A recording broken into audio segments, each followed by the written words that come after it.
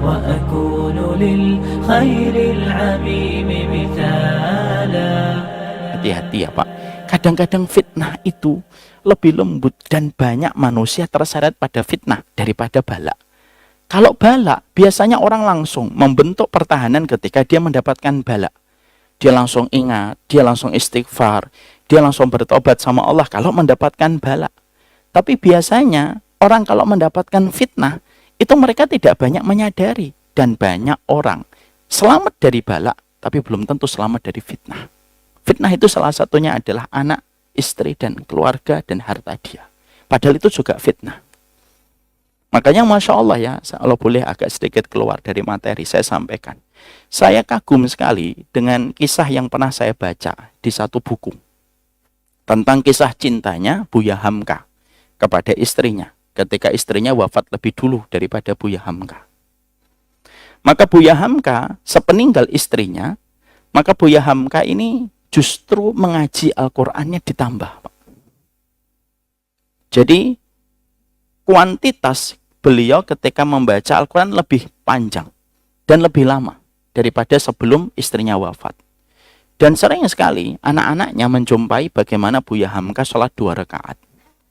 Karena terjadi perubahan pada diri Buya Hamka setelah istrinya meninggal dunia dengan perubahan semacam itu, maka anak-anaknya mencoba bertanya dan berdialog dengan abahnya. Kenapa Buya setelah sepeninggal istrinya, setelah sepeninggal ibu mereka justru menambah bacaan Qur'annya dan justru sering kami jumpai melaksanakan sholat 2 rakaat. Lihat Pak, hati yang kenal dengan Robnya Pak. Buya Hamka. Jawabannya tidak terfikir oleh kita. Beliau berkata, iya nak, abahmu, Buya, ketika sepeninggal ibu kalian, lalu Buya banyak membaca Al-Quran, dan diperbanyak jumlah yang dibaca dan lebih lama Buya itu membaca Al-Quran. Karena sesungguhnya Buya ini khawatir jangan-jangan cintanya Buya kepada ibu kalian itu lebih besar daripada cintanya Buya kepada Allah. Karena merasakan kesedihan. Sedih banget Buya Hamka itu ketika ditinggal istrinya. Maka ketika aku khawatir kalau kadar cinta saya ini terlalu besar yang kalah dengan cintanya kepada Allah, maka Buya itu membaca Al-Quran untuk membuktikan kepada Allah bahwasanya saya lebih cinta engkau ya Allah, walaupun saya cinta makhlukmu, yaitu adalah bernama istriku. Makanya setiap rasa khawatir itu muncul. Saya khawatir kalau dinilai oleh Allah, kenapa kamu cinta makhluk lebih besar daripada cintanya kepadaku?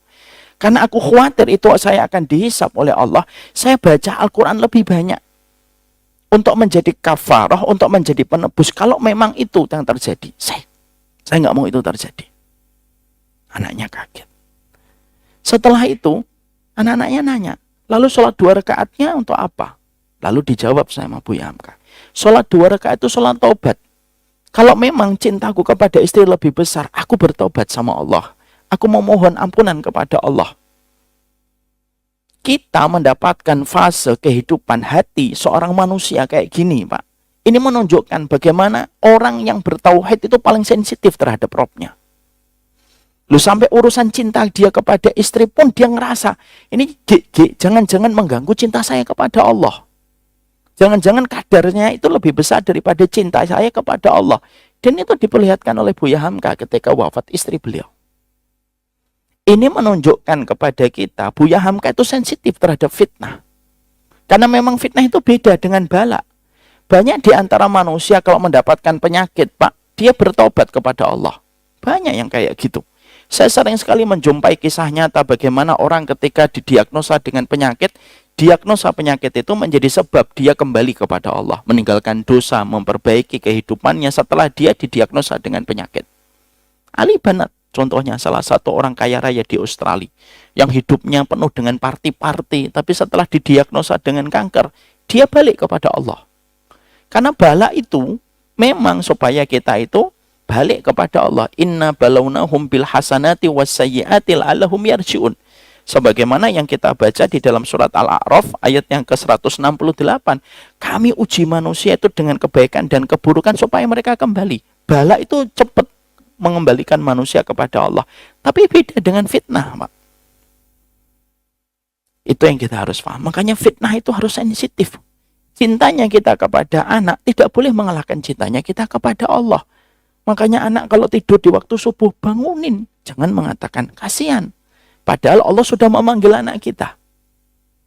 Maaf ya Pak, kita ini lemah Pak. Kita ini lemah. Jujur aja, kita ini lemah. Banyak dosa dan banyak maksiat kita selaku orang tua.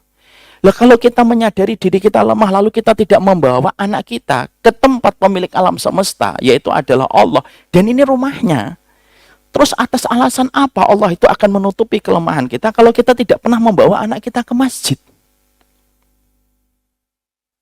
Karena apa Pak? Orang yang tidak mau repot pada 15 tahun pertama ketika anaknya itu bertumbuh kembang, dia akan menghadapi badai pada sisa kehidupan anak itu. Makanya karena kita lemah, bawa anak kita ke masjid supaya kita membuktikan kepada Allah, saya sayang sama anak ini, terutama ketika tidur. Banyak orang tua itu kalau mendapati anaknya tidur dicium-cium, karena itu merupakan momen yang paling indah, melihat anak itu dengan polosnya.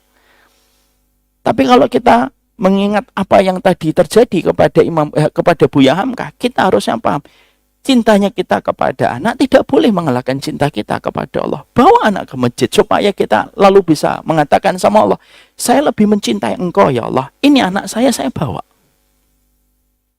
Karena fitnah itu terkadang nggak terasa. Banyak orang, mereka mendapatkan fitnah, jadi istrinya itu akhirnya terseret pada fitnah.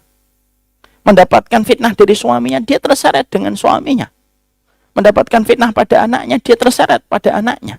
Makanya Allah memperlihatkan fase kehidupan Nabi Nuh dengan fitnah pada anaknya. Supaya kita tahu bagaimana sih caranya untuk tetap mempertahankan Allah walaupun harus kehilangan dengan anak.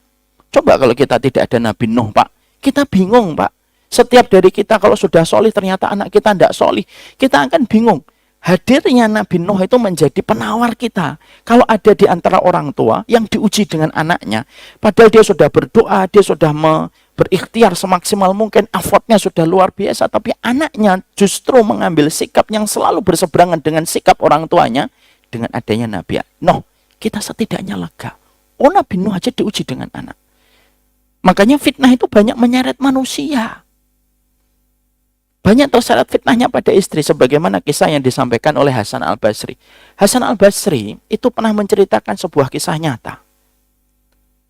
Beliau pernah masuk pasar, suk. Ketika beliau masuk pasar, beliau menjumpai ada seorang pedagang menawarkan dagangannya, tetapi dengan berbagai macam cara, sampai dia berbohong di dalam apa yang dia dagangkan. Orang-orang di pasar itu sangat mengenal pedagang ini.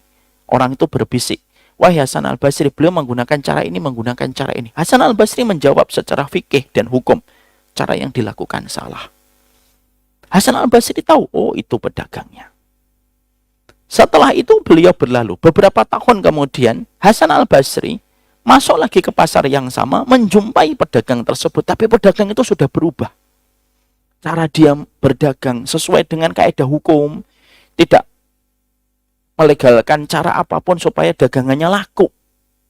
Terjadi perubahan. Sampai Hasan Al-Basri rahimahullahu ta'ala penasaran, loh kok orangnya bisa berubah?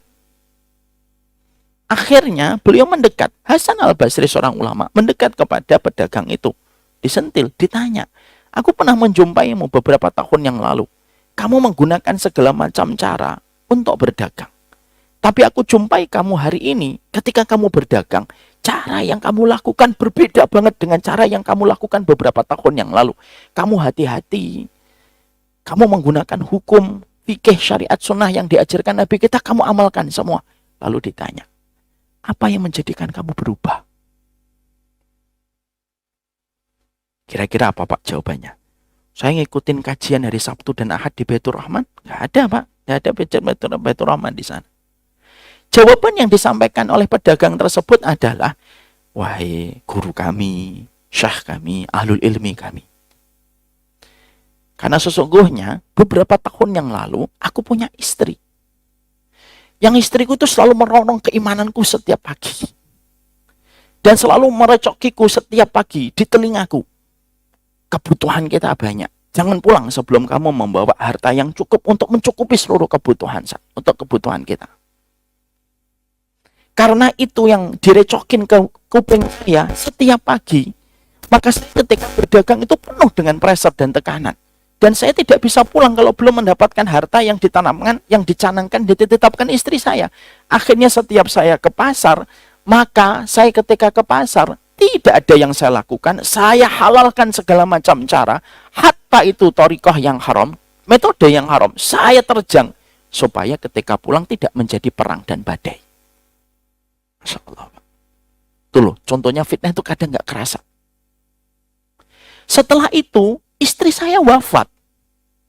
Mungkin syukur banget ini beliau ini pedagangnya. Tapi ini tambahan dari saya, di kitabnya nggak ada. Maka setelah itu istri saya wafat. Setelah istri saya wafat, saya betul-betul ikhtiar untuk mencari seorang istri yang solihah. Saya ketemu, saya nikahin. Maka istri saya yang kedua, setelah sepeninggal istri saya yang pertama, betul-betul solihah. Tidaklah dia mengiringi saya setiap pagi ketika akan berdagang ke pasar, kecuali dia berkata, perhatikanlah harta yang kamu ambil. Harta yang halal, yang sedikit itu lebih mencukupi daripada harta yang banyak tetapi haram. Saya kuat dengan lapar, tapi saya nggak kuat dengan api neraka. Masya Allah ya Pak. Ini kalau ucapan ini diucapkan oleh para istri, tidak ada orang suami yang mengambil harta haram, Pak. Masya Allah. Lah ucapan itu yang akhirnya menenangkan sang pedagang. Akhirnya kalau berdagang itu tenang, berwibawa, menjalankan syariat sunnahnya ketika dia mendapatkan support system dari istrinya. Apa pelajaran nyata yang kita ambil dari kisah ini yang disampaikan oleh Hasan Al-Basri? Tadi Pak, fitnah itu terkadang lembut. Dan fitnah itu memang lembut. Karena orang tidak merasa diuji. Harta itu fitnah, dia lembut Pak. Dia lembut, dia tidak terasa Pak. Tapi terkadang itu bisa menyeret kita untuk meninggalkan ketaatan gara-gara fitnah. Itulah bedanya balak dengan fitnah. Makanya setan tahu kalau ada manusia mendapatkan balak, setan itu tahu. Biasanya manusia kalau mendapatkan balak itu cepat kembali. Karena biasanya kalau kita diuji dengan musibah itu cepat balik. Kalau musibah itu memang sesuatu yang tidak kita inginkan dan tidak kita senangi. Analoginya gampang. Kayak orang di dalam sumur. Orang dalam sumur, Pak. Lalu dia menggali sumur. Coba aja kita lempari batu. Kita lempari uang. Kita lempari uang 100.000, 200.000, 300.000. Orang yang di dalam sumur kalau dilempari uang, apa yang dilakukan oleh orang itu di dalam sumur? Dia tidak melihat ke atas. Dia melihat ke uang yang ada di kakinya. Diambil. Lempar 100.000, diambil lagi. Lempar 100.000, diambil lagi. Coba yang keempat diganti. Yang kita lempar itu kerikil, Pak. Kalau bisa pakai ketapel sekalian, paskan itu ke batok kepalanya. Kelotak gitu. Kira-kira dia ngambil kerikilnya atau ngelihat ke atas, Pak? Ngelihat kerikil ke atas atau ngelihat ke atas atau ngambil kerikilnya? Lihat ke atas, Pak. Dia nggak butuh kerikilnya. Dia siapa yang lemparin saya? Itu analogi sederhana, Pak. Makanya Allah tadi sampaikan di dalam surat Al-A'raf 168. Kalau bala, itulah Allahum yarji'unnya kena, Pak. Makanya inna balawnahum bil hasanati was sayyiati la'allahum yarji'un. Kami coba manusia itu dengan perkara yang dia senangi dan tidak dia senangi supaya mereka balik. Cuma bedanya, kalau hasanat itu biasanya orang tidak ngerasa. Tapi kalau dengan sayyiat, keburukan yang disebut dengan bala, biasanya orang itu langsung balik. Tapi tidak berlaku dengan fitnah.